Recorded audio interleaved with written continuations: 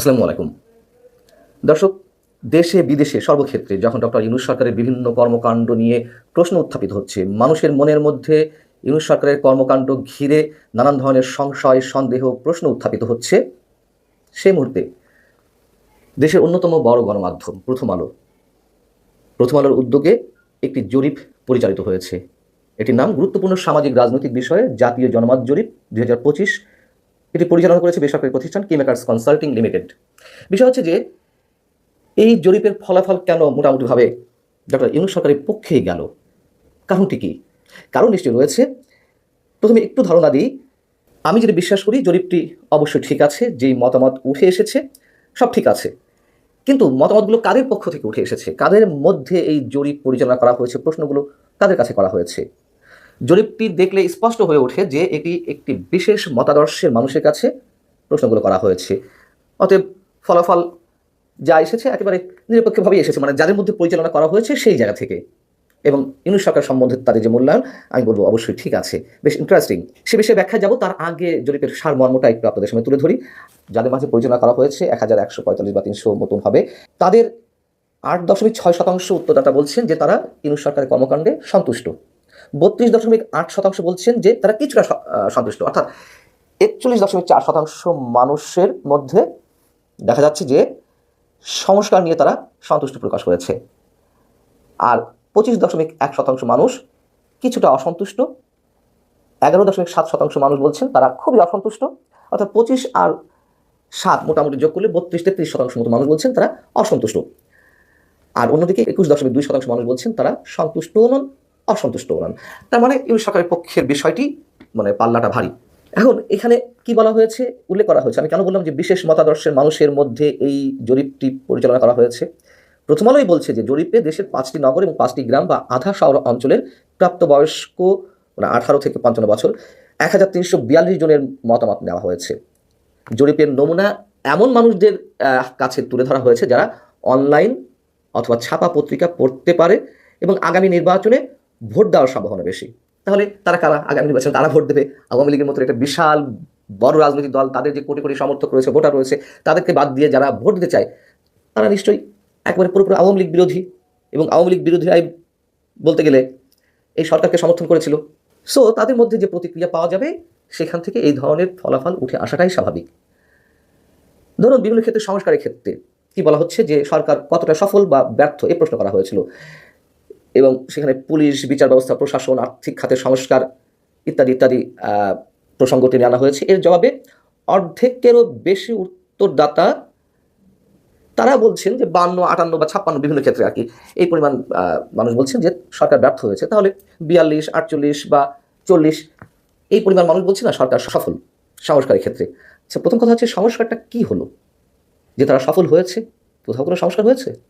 দ্বিতীয় কথা হচ্ছে, এই যে অনলাইন পত্রিকা পড়তে পারে অথবা ছাপা কাগজ পড়তে পারে, মানদণ্ডটা আমরা একটু খেয়াল করি, আমি অন্য কোনো মন্তব্য করতে চাই না।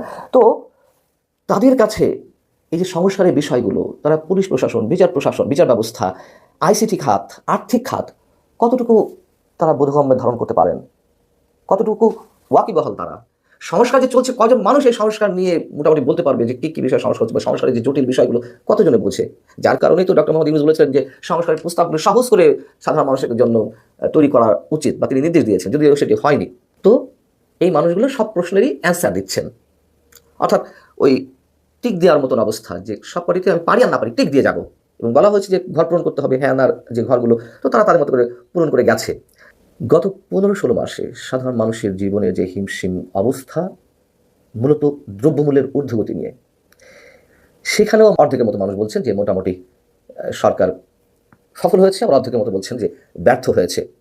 এবং এই জরিপের সবচেয়ে বড় বিতর্কিত যে বিষয়টি আমার কাছে মনে হয়েছে, আমার কাছে অদ্ভুত মনে হয়েছে যে সংস্কারের কাজে কারা বাধা দিচ্ছে। মনে করেন যে বিএনপি হয়তো 30-35% বা এনসিপি 20% তারা বাধার কারণ হয়ে দাঁড়িয়েছে। মজার বিষয় যদি বলছিলাম, সেটা হচ্ছে যে আওয়ামী লীগের সহযোগীদের কারণে নাকি 34% মানে মানুষ বলছেন যে তাদের কারণে সংস্কার কার্যক্রম ব্যাহত হচ্ছে। আওয়ামী লীগকে পাওয়া গেল কোথায় সংস্কার কার্যক্রমে ভূমিকা রাখতে? তাদেরকে বাধা দিতেও বা কোথায় দেখা গেল? এটা আমার কাছে সবচেয়ে বড় প্রশ্নবোধক একটি চিহ্ন এই জরিপের ক্ষেত্রে। আওয়ামী লীগের মানুষেরা মতামত বা দেওয়ার সুযোগ পেল কোথায়? এই জরিপ যে একটি বিশেষ মতাদর্শের মানুষের মধ্যে পরিচালিত হয়েছে তার বড় একটি কারণ, যখন সারা দেশে এক ধরনের ধর্মীয় উন্মাদনা একটা বিশেষ গোষ্ঠী করার চেষ্টা করছে, মাজার ভাঙা হচ্ছে, একের পর এক কবর থেকে লাশ তুলে পুড়িয়ে ফেলা হচ্ছে, সেখানে 63% মানুষ বা 63% উত্তরদাতা তারা বলছেন যে ধর্মীয় সহিষ্ণুতায় রক্ষায় সরকারকে কৃতিত্ব দেওয়া উচিত। আবার 71% মনে করছেন যে দেশে ইসলামপন্থী দলগুলোর ভূমিকা বলি বা প্রভাব বলি বেড়েছে। এগুলো তো সত্য, তারা তো এটা বলতেই চাইবে যেই মতাদর্শে বিশ্বাসী। আবার তাদেরই 75% উত্তরদাতা বলছেন যে সরকার কর্মসংস্থান বাড়াতে পারেনি। এখানে আবার সরকারের বিরুদ্ধে 3/4 উত্তরদাতা, অর্থাৎ অভ্যুত্থানে অংশ নেওয়া বা সমর্থনকারীরা এই সরকারকে মোটামুটি ভালো বলছে, আবার তাদের স্বার্থের জায়গায় বেশ টনটনে, কর্মসংস্থান বাড়েনি, আবার বিভিন্ন ক্ষেত্রে তারা সংকটের মুখোমুখি হচ্ছে।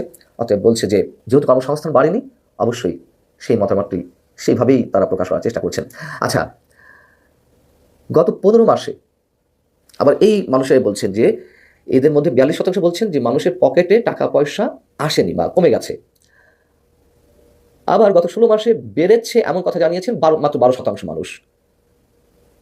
পাশাপাশি পরিবারের মাসিক খরচ বেড়ে গেছে প্রায় 79%।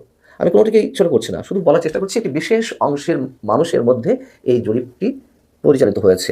আবার উত্তরদাতাদের 81% বলছেন যে নির্বাচনে সেনাবাহিনী খুব ভালো ভূমিকা রাখবে, আইন শৃঙ্খলা রক্ষায় তারা তাদের যথাসাধ্য চেষ্টা রাখবে এই আশা করছে। অর্থাৎ মানুষের এখনও সেনাবাহিনীর প্রতি আস্থা রয়েছে, সেটি এখানে ফুটে উঠেছে। যাও, সব কিছু মিলিয়ে এখন এই জরিপটিকে আমরা কতটা গ্রহণ করব, কতটা বর্জন করব। যদিও জরিপের উপরে অনেকে বলেন যে এইসব দিয়ে কখনো সব কিছু পরিমাপ করা যায় না, আবার অনেক কিছু বোঝার ক্ষেত্রেও এই ধরনের জরিপ অনেক কাজে লাগে। ভালো থাকো সবাই, আল্লাহ হাফিজ।